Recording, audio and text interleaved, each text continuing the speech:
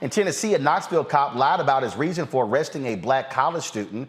And last August, Trinity Clark was tackled, assaulted, and left topless by Officer Joseph Roberts. This is the video right here, the arrest video. Go ahead and run it. I'm going to talk over it, folks.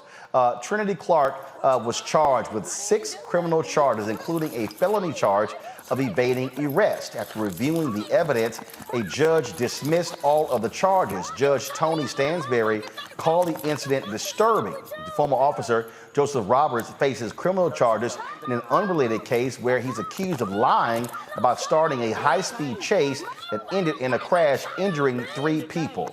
Look at this video. Bruh, move! My titties are out, bitch! Move, bitch! I'm not fucking playing, bruh! I don't got no shirt on, no! We fucked up!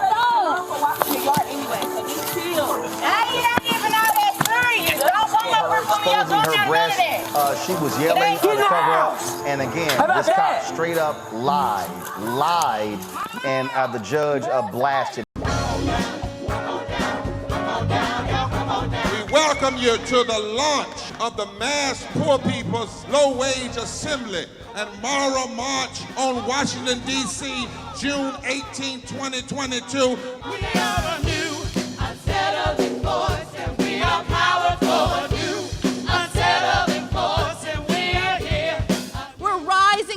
To demonstrate the compelling power that we, poor and low-income people, have to reconstruct society from the bottom up.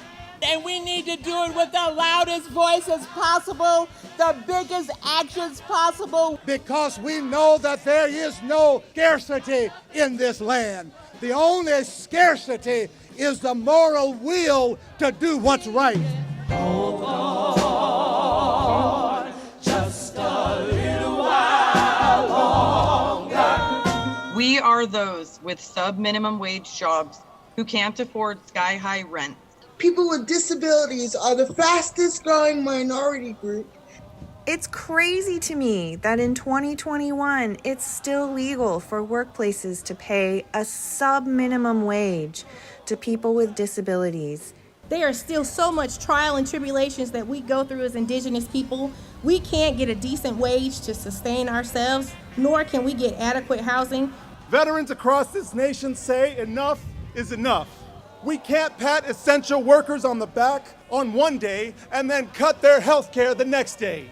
Health is a political choice. What more do I need to do to prove that my voice is just as valuable as anyone else's? There are still forces in denial that would try to slow walk our transition to a clean economy and a just future for us all. We have an immoral system run by immoral people.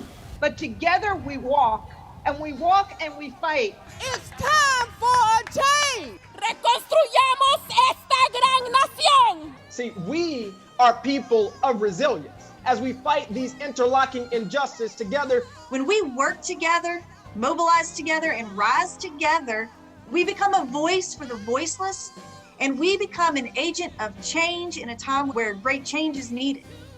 We need the third reconstruction to ensure that deaf people, people with disabilities, and all people can have the right to live and to thrive. We know what they are doing, but the question is, what are we going to do? Reconstruction begins when we change our mentality and say it's time for you to get your foot off of my neck.